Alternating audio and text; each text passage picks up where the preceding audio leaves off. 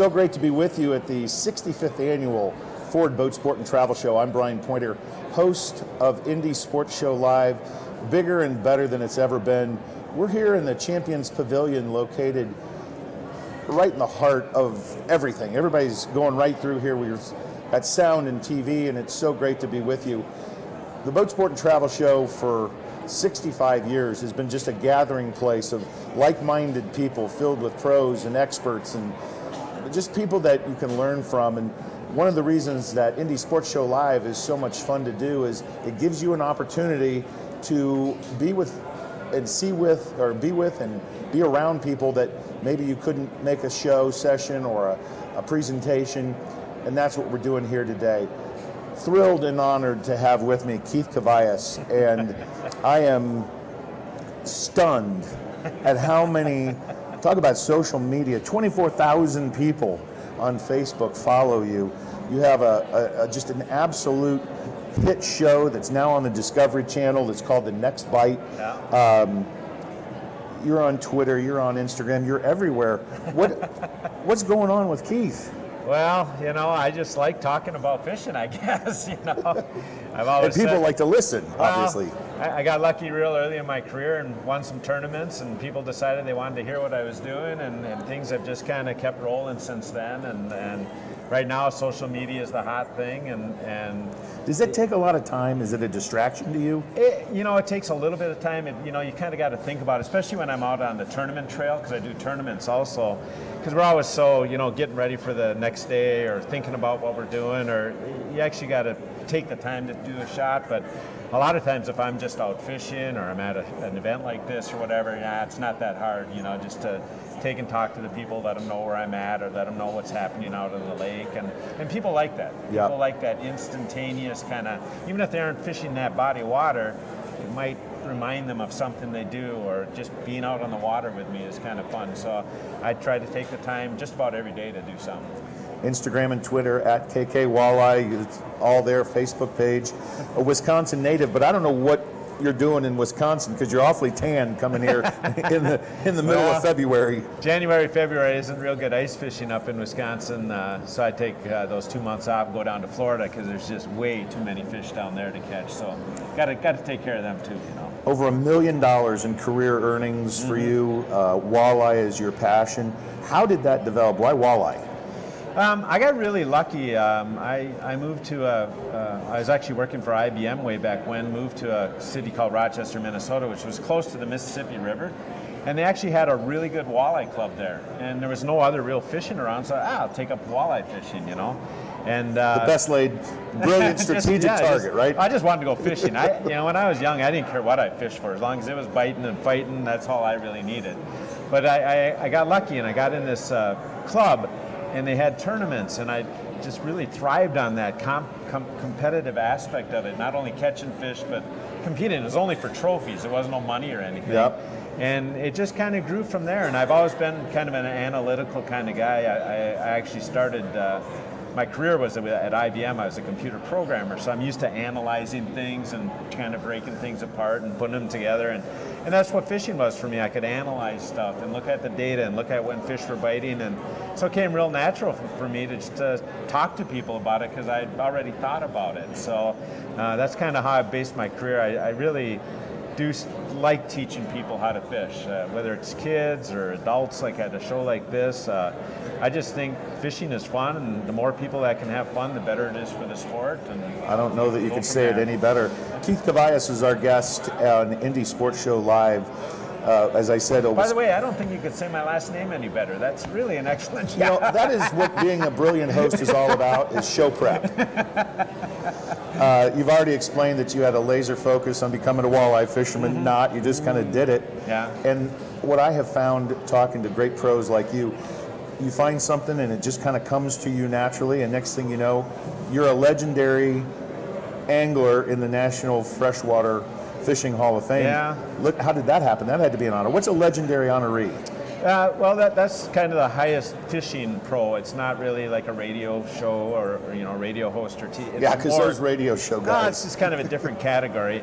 But it basically isn't really like your tournament wins and things like that. It's how you teach people how to fish. It's how you take your credentials and your credibility and just get out there. And back when I was inducted into it, me and my partner Gary Parsons, we did a lot of magazine articles. I mean, we spent hours and hours taking our own pictures so that articles could have the right things instead of just some studio shot or something like that, making sure everything is right so we could explain to people how and what we were doing out on the water. And so back then we were a little bit ahead of our time, I guess, as far as getting out there and actually credibly teaching people how to fish through magazines, and got enough exposure that finally we did get in the Hall of Fame. Well, you led with this a few minutes ago about being a computer programmer. All the electronics that are in today's boats. This has to come easier for you than most. I would say a little bit easier. I've always been. Gary Parsons and I have been on kind of the forefront of electronics, because in walleye fishing it's so important, because we do so much time just looking for fish with our electronics. We do a lot of times, because of walleye as a schooling fish, marketing in with GPSs. Back when we started, it was a Loran C. You didn't have a plotter screen. All you had was these cryptic numbers and trying to figure out on a map where those were, and literally writing them down on a paper map, but taking the digital data that you had. So we've kind of not only grown with the electronics, but actually been able to help some of the companies like Lowrance. They come up with new ideas like a plotter screen. Well, an engineer really doesn't know how to fish with that. But when we saw it, we're like, oh, we can draw a line, we can see that, we can use this. Yeah. And that's what we could go out and teach people. When mapping came out, that was huge. Now you could not only see where you are, but see what the contour is under the bottom of the boat. That was huge. So yeah, electronics are a huge part of walleye fishing, maybe as much as any freshwater fish out there, because we can be in 2 feet of water, or we could be in 80 feet of water catching walleyes. So using those electronics is just really critical, and I've always thrived on it and enjoyed figuring out electronics. And it's just like everything else. It's like it multiplies itself faster and faster with better and more. I was fascinated because you do a lot of teaching in your online stuff and a lot of tutorials. What's the Precision Data Trolling app? Oh yeah, that was something that years ago, it's actually my brother-in-law came out with a book that just took all different crankbaits, which is a real popular walleye bait, the diving crankbaits.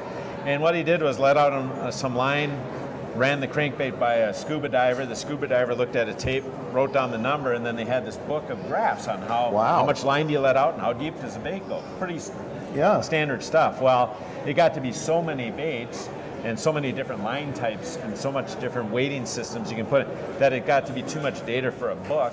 So that's when I got involved, and we actually created an app. So how does that work?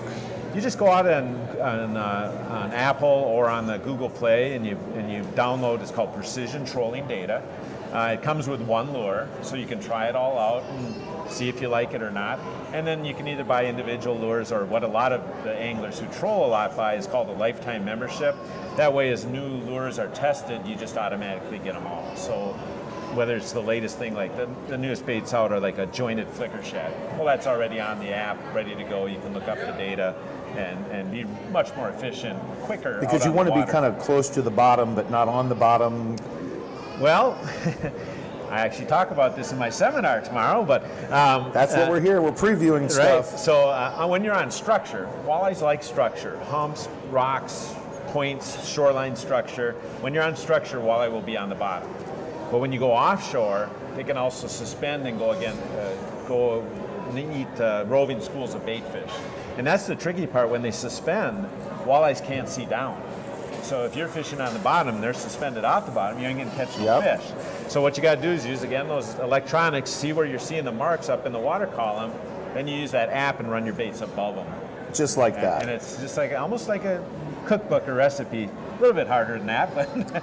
Well, I know that, let's stay with this whole concept of finding fish. Right. Because I've heard you say before, catching fish isn't the hard part, it's finding the fish. Yeah, and it really is. I mean, there's times, and you can kind of tell when you go out on a body of water, if you're in a big cold front or it's a bluebird sky, calm day, it's going to be hard fishing. But there's a lot of days when you can just feel the fish should be biting. It's just one of those days, or you got really consistent weather and things like that. Yeah, then finding is the hardest part, and especially for walleyes. Like I said, they can be 5 foot deep, they can be 40 foot deep, and you might have to look for all of those places. But once you do find walleyes, they're typically pretty aggressive. You've always talked about like the 4 keys to finding fish. You know, the forage. You talk about the funnel, the patterns, using the electronics. There's something, an art to each one of those. Yeah, a little bit. And what's interesting is you know, a lot of things I've developed through tournament fishing, because I have to go to new bodies of water. I'm not always just fishing my home lake. I can go to a new body of water, and I got to fairly quickly figure out what patterns the fish are on. And we use things like forage. But what's interesting is sometimes forage will send you down the wrong path. And what I mean by that is sometimes you go to a lake and there's like clouds of bait fish everywhere, and there's bait fish around the docks and flittering out in the water, and there's just food everywhere. And a lot of times if you get in that situation and realize, oh, those are shad, and you just start throwing out shad baits, you don't catch very many. Because if fish got a lot to eat, why do they want your shad bait over a real one? You know, they don't. But if you go to a place and there isn't much bait, there isn't food, the fish you do catch are kind of skinny and they look hungry, then a lot of times matching what they're used to eating is important. So some things, yeah, you match the hatch, you match the forage some places, but other places you don't. Sometimes you use the same color. If you got perch in your lake, you use perch colored baits. Sometimes if there's a lot of perch, purple is better, or chartreuse or pink or something else. So I thought you were going to come on this Indie Sports Show Live and just get right to the point. Tell us how to catch more walleye. It should be very easy, right? Well, that's the cool thing about walleyes. It's kind of a puzzle every day, and it's like a lot of fish. But the walleyes can be a little bit more. First of all, they don't bite hard like a lot of predator fish. They're a much more subtle biter. So even if you do get them fooled, sometimes you're going to miss that bite. Like I said, they can be all ranges of depths, and they move a lot. And so electronics are so important. So that's why it's a puzzle. Every day you go out there, yeah, you had yesterday's knowledge, you had last year's knowledge, you got the knowledge you learn on the internet or Facebook or wherever, but you still got to get out there and just put all the pieces together. Sometimes it's easy, sometimes not. Do you ever just go out and jig with a minnow? Oh, I love to jig with a minnow.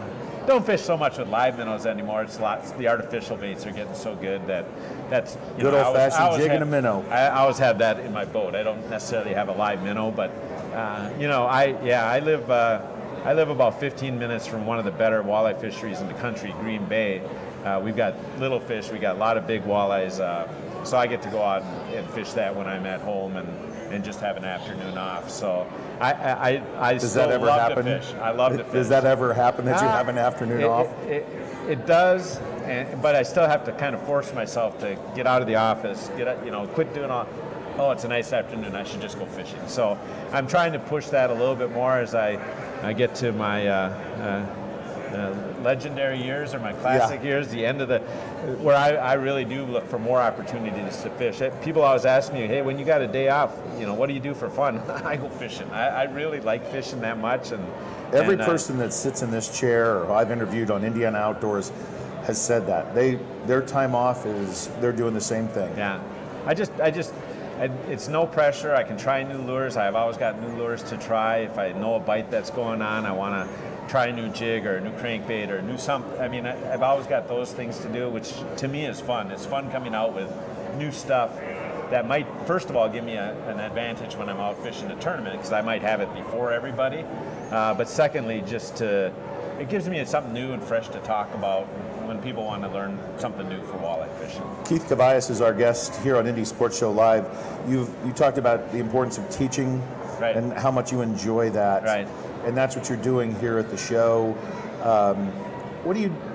Tell us something that people don't know. You're always so approachable and so nice, and you've got everything out there on social media.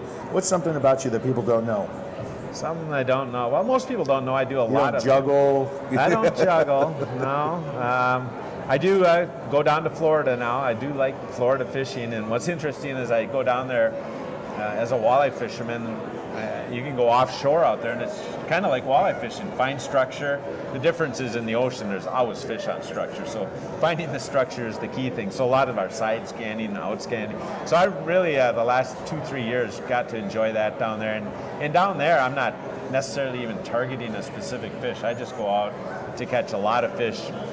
I love catching a new species. I love catching them a new way. I love people hopping in the boat, showing me new things, and quite frankly, some of the things I'm learning down there now I'll start applying towards what I do. Some of the things up here, so it's just fun going fishing new places. You know, I haven't done a lot of saltwater fishing in my life, but it's obvious you're still learning and enjoying everything about it. As you talked about your legendary years, do you ever see this stopping? Oh, not if I'm capable of getting in a boat or having somebody plot me in a boat or whatever. I've fished since I was 4 years old, and like I said, I just really look forward to getting out on the water and breathing the good air, and whether I figure them out that day or not, it's just another day on the water to get some more knowledge about fishing. So as you are now thinking about your legacy, you've been very successful competitively in tournament fishing. How do you want to be remembered? When you do finally get out of the boat, how do you want people to remember Keith? Well, first I want them to remember me as I liked fishing. I just had a fun time fishing. I enjoyed being out there, and it really doesn't matter the weather, the conditions. So I like that, but I also, hope that I've taught a lot of people how to fish, and I teach all the way down to 4th graders. I teach adults. We do the TV show, and I get a lot of people coming up and say, I tried some of your stuff and it worked. And that's the most important thing. It's sometimes hard for me because what we talk, a lot of times people, when they start wanting to learn about fishing, they want to learn about magic stuff, magic colors, magic baits, magic whatever. And there isn't a lot of magic. It's more like application, learning to do different techniques and learning the different baits, and then just learning when to apply them is probably the magic in fishing. And so if I can be remembered as somebody who taught them a technique or taught them a bait, or more importantly, taught them when to use those, that would be great. Prior to us going live, you mentioned some pretty legendary names like Hal Linder. Yeah. What's the best piece of fishing advice that you've ever received? Fish where there's fish. I knew where that was going to go because that's oftentimes the answer everybody says. It doesn't matter what magic you got, if there's no fish there, I asked Mark Martin last year, I said, what's your secret lure or something along the line? He goes, whatever works. Yeah, whatever they bite, that's the secret, yeah. Keith, it's been a pleasure to have you on Indy Sports Show Live. I know you've got to head over to the Hog Trough now. Folks, this is just the start of it. It's the 65th annual Ford Boat Sport and Travel Show, Indy Sports Show Live. Keith Cavaius was a great guest. As you can tell, world class in not only fishing but in life, and that's what this is all about. Come on out to the Boat Sport and Travel Show. Say hello to all the experts, the pro staffers, and the people that are making this show what it is. Don't go anywhere because we got, I think we got some bass fishing to talk about next when we return on Indy Sports Show Live. Thank you.